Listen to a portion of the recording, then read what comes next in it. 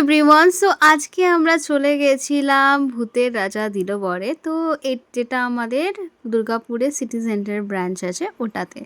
তো অনেক দিন ধরে যাব ভাবছিলাম আদিকে নিয়ে, বাট যাওয়া হচ্ছিল না। তো ফাইনালি চলে গেলাম।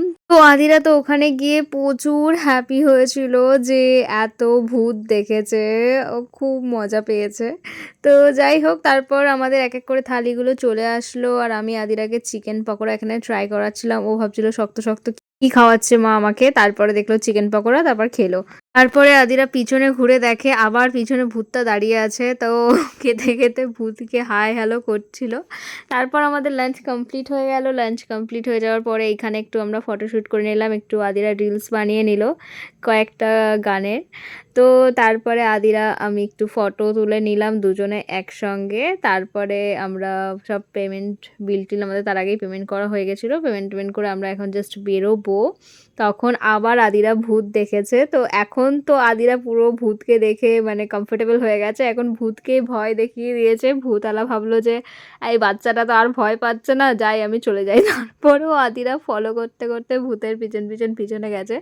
বাইরে গিয়ে ভয় দেখাচ্ছে। ভূত তো পুরো একদম রেগে ভম। আর ওখানে বাসে বাসে সবাই হাসছিল যে ভূত কে ভয় দেখাচ্ছিল যখন আদিরা। তো যাই হোক, তারপরে আমরা একটু বাইরে ওখানে একটু ওয়েট করছিলাম। এখানে একজন স্টাফ আছে, যিনি আমার ক্লায়েন্ট। ও ও আমাকে ফোন করে বললো, পূজা 5 মিনিট একটু দাঁড়াও, আমি একটু আসছি, যদি তোমার কোনো প্রবলেম না হয়। আমি বললাম ওকে, কোনো প্রবলেম নেই, আমি ওয়েট করছি। তো ও আসছিল যতক্ষণ, ততক্ষণ আমি আর আদিরা একটুখানি ফটোশ্যুট করে নিচ্ছিলাম আর একটুখানি ভালোবাসা মানে রিলস বানাচ্ছিলাম। আদিরার তো ভালোবাসা মায়ের প্রতি উতলে পড়ে, মানে ও আমাকে খুবই ভালোবাসে। এক কথায় বলা যেতে পারে ওর বাবার থেকে আমাকে বেশি ভালোবাসে। তো যাই হোক, ওর বাবা একটু হিংসে করে এটার জন্য। তো তারপর আমার ক্লায়েন্ট চলে আসলো, তাকে তোমরা দেখলেই, তখন হাই হ্যালো করে তারপর আমরা বেরিয়ে গেলাম বাড়ি যাওয়ার উদ্দেশ্যে। তো আজকে ব্লগটা এই পর্যন্ত গাইস, আবার নেক্সট ব্লগে তোমাদের সঙ্গে দেখা হবে। Tata everyone.